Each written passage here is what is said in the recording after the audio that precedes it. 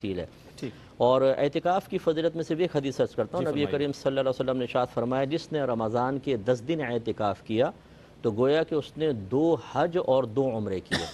ایک اور روایت عرض کرتا ہوں چھوٹی سی، بس نبی کریم صلی اللہ علیہ وسلم نے فرمایا کہ جو اعتکاف کرتا ہے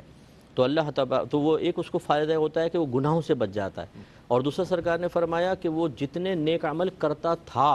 اللہ تعالیٰ اس کو سب کا ثواب عطا فرمائے گا۔ یعنی اعتکاف کی وجہ سے اگر وہ بہت سے نیک عمل نہیں کر سکا جو وہ باہر رہ کے کر سکتا تھا تو اعتکاف کی برکت سے اللہ تعالیٰ اس کو فضیلت عطا فرما دیتا ہے۔ کیا فضیلت ہے، سے توجہ حاصل کرنا چاہوں گا، اور اعتکاف کے مسائل پر اگر آپ کچھ روشنی ڈال دیں، چونکہ آج کا دن وہ دن ہے اور آج کی سحری وہ ہے کہ جس میں نہ جانے کتنے ہی سینکڑوں ہزاروں ہمارے معتکفین جو انشاءاللہ آج اعتکاف کی سعادت حاصل کریں گے، تو ان کے لیے کچھ مسائل کے حوالے سے کچھ ارشاد فرمائیں۔ یہ مسائل تو بڑے کثیر ہیں اور لیکن انتہائی قلیل ہے، لیکن آپ تو بہت کم الفاظ میں بہت بڑے میں میسیجز کوشش کرتا ہوں۔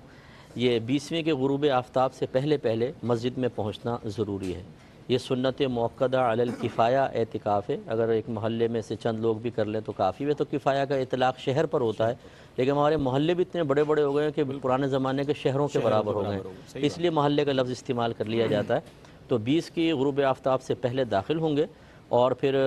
30 کی جب روزہ غروب آفتاب ہوگا تب، یا 29 کو اگر چاند نظر آ جائے تو اعتکاف ختم ہو جائے گا۔ اس میں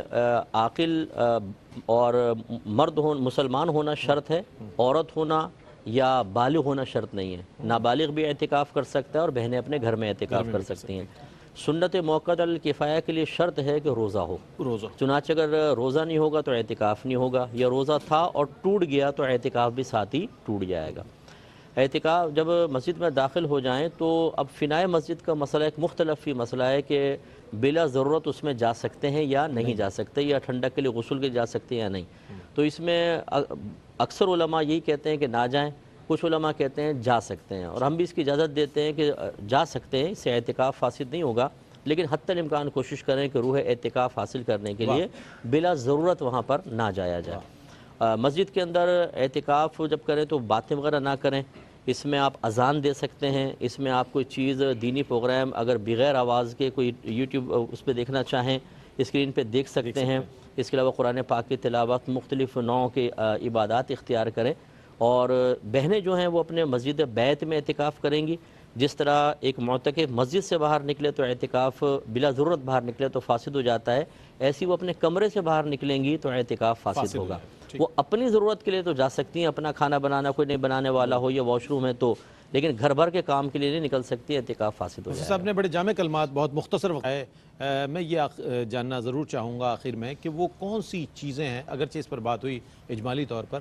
کہ جو اعتکاف کی برکات کو زائل کر سکتی ہیں، اس کی طرف بھی اگر توجہ ہو جائے، اگرچہ اس پر بات ہوئی ہے، میں چاہوں گا مفتی اکمل صاحب اس پر کچھ کلام فرمائیں۔ جی، میں حضرات کی بات ہی کو آگے تھوڑا سا کر دیتا ہوں۔ ایک چیز تو کثرت سے کھانا اور پینا ہے، کیونکہ جب آدمی کھاتا ہے تو پھر اس کو نکالنا بھی پڑتا ہے، اس کے لیے بھی استنجا میں پہنچ گئے جی جا کے۔ اچھا وہ لائنیں لگی ہوئے ہیں اجتماعی اعتکاف کے اندر، کھڑے ہوئے ہیں پونا گھنٹے کے گھنٹے، تمام روح اعتکاف وہیں فنا ہو گئی، واپس آ رہے ہیں جی پیٹ پکڑ کے۔ تو بھئی کم کھاؤ، خدا کا خوف کرو۔ مفت کا اگر کھانا آ رہا ہے مسجد کے اندر تو اس کا مطلب یہ تو نہیں کہ کھانا پر آیا تو پیٹ تو اپنا ہے، لیکن وہ بےرحم جیسے بےرحم فوج کے اوپر ٹوٹ پڑتا ہے آدمی۔ اچھا زیادہ کھانا، پھر زیادہ بولنا کثرت سے، اور بعض ایسے ہوتے ہیں جو اپنے پردے کے اندر ہوتے ہیں، لوگ کہتے ہیں بڑی عبادت کر رہا ہے، پتہ چلا 6 گھنٹے سے سو رہا ہے وہ تو، یعنی سونا بھی تو عبادت ہے، مطلب وہ کہتے ہیں سونا بھی عبادت ہے مسجد میں۔ تو کثرت سے سونا، اچھا اس سے چڑھتی ہے کسل مندی، سستی طاری ہو جاتی ہے، زیادہ کھائیں وہ پھر نیند آتی ہے، پھر وہ وہی بات ہے کہ وہ اس میں آدمی کو لطف نہیں آتا۔